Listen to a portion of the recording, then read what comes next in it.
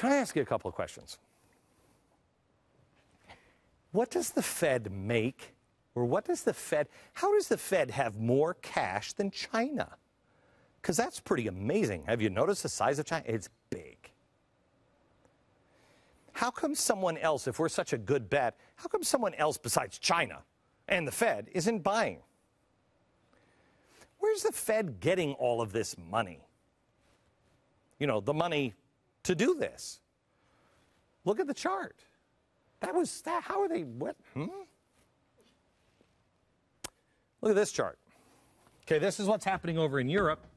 Now let me show you what's happening here in America. You know how China can give us poisoned dog food and we're not going to say anything about it? Because it's China and we owe them a lot of money. We're like, what poisoned dog food? What? Oh, my dog was old anyway. Ask yourself, what favors is the Fed getting for being the #1 customer? Remember this, the Fed is a collection of banks. Collection of banks. Oh, look at these banks. They're all failing. I wonder if they're part of the Fed. What is the collection of banks doing? They're in trouble. They're failing. So we apparently have to bail them out. When I say we, I mean, well, you, through the Treasury and the Fed, have to bail out the failing banks. Here it is. The taxpayers are sending their money into the U.S. Treasury, but we don't have enough money to bail out the banks and everything else, along with giving the T, the Y, and the R some money that they never paid. In fact, this one didn't pay anything, and this one didn't pay anything either. So, but we need to give them all money, and we don't have enough money from these 4 guys to do it. So, what do? Well, we need to borrow it. We need to borrow it from the Fed. So what we do is we say, okay, I tell you what, I'm going to give you an IOU, and we're definitely good for it. And we're going to pay interest on that. We're going to give you a note, and we'll pay you some extra money if you believe it. I mean, if you lend it to us. And the Fed says, oh, man, I just got out of the other room where we were counting our money, and I can't let you go in there and see any of it, or the gold or anything else we have, and don't ask me any questions, but you wouldn't believe the amounts of stacks of cash we have over there. I'm giddy. I've got so much money in the other room that you can't see, but it's crazy. I tell you what, because we trust you, we're going to give you a whole bunch of money, all right? And you can do whatever you want with it. And we'll take your note with a little bit of interest. That sounds fair, right? Because we believe you and you believe us. There's money back there, and I know you're good for it. So why don't we just make this exchange? Oh, but one more thing. The banks are kind of failing, and we think the #1 priority should be the banks that are failing. Oh.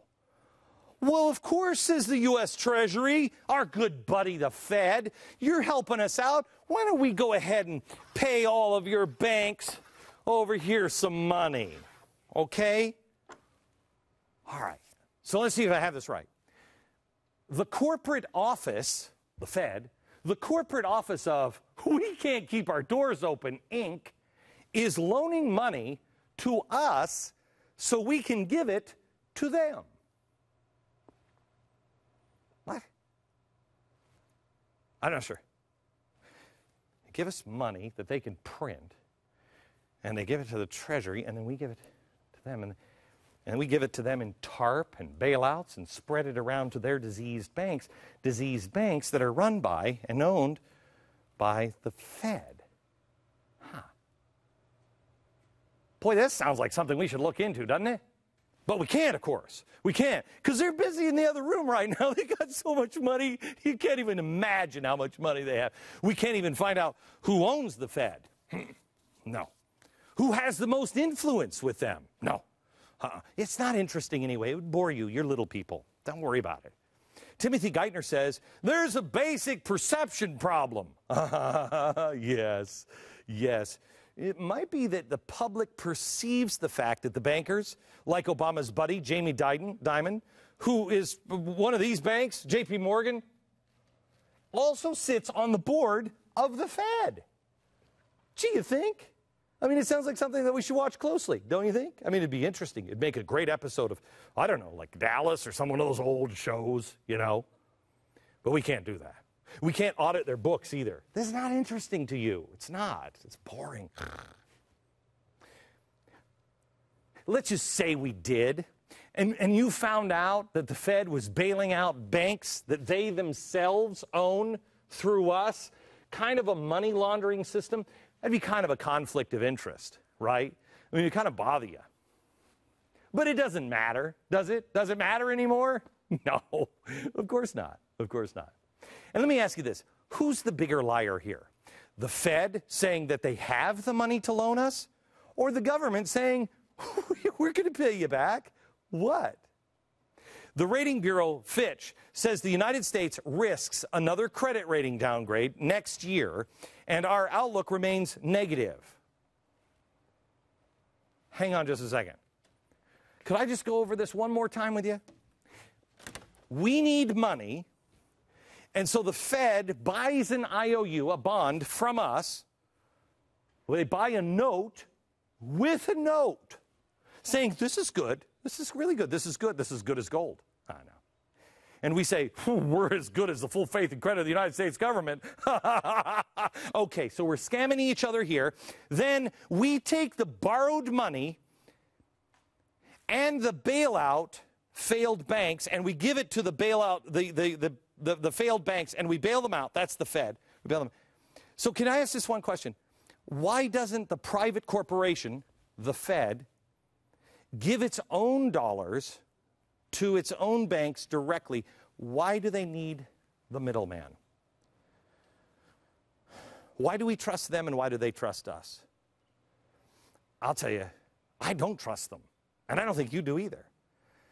Whatever their intent was, they're destroying us.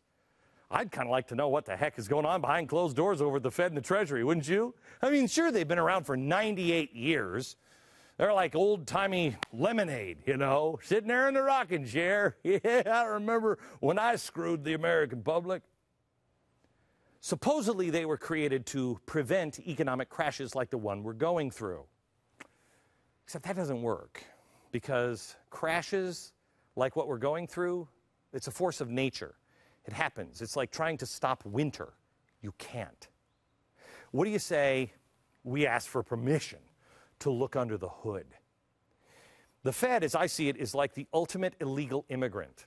They're buying houses and cars and using hospitals, sending their kids to public school. All the while, they haven't shown us any paperwork at all. And we can't ask about the paperwork or we're in trouble. We're bad people. Think of all the paperwork that you have to fill out when you have to buy a home. It's like a Ken Burns script. It just goes on and on and on and on. They can ask you everything under the sun. But the Fed? No, skip that. They're good for it. They're good for it. I think they're laundering money to themselves. This is a scam in Europe.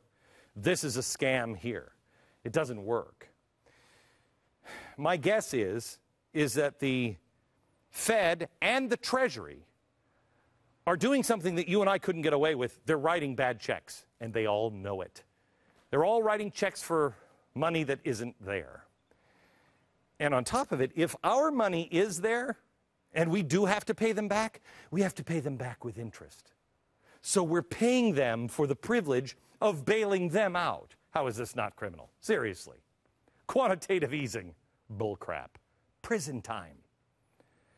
There have been 7 government bailouts funded by you since 2008.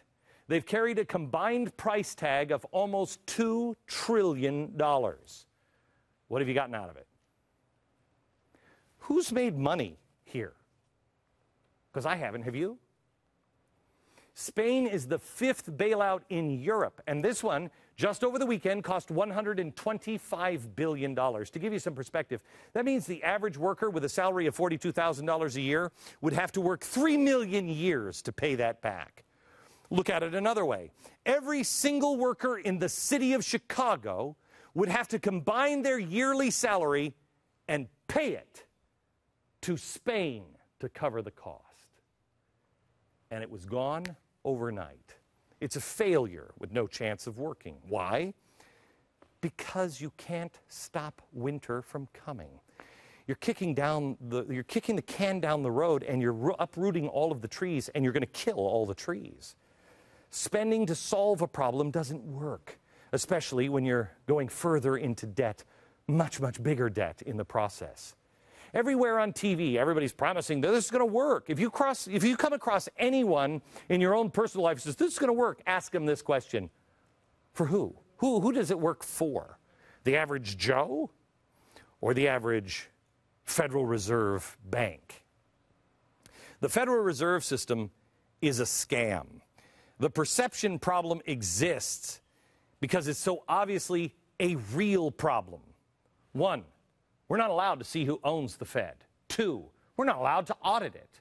3, they're now our biggest lender.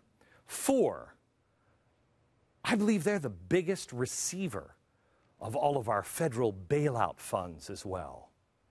Something's not right. Sounds like a scam.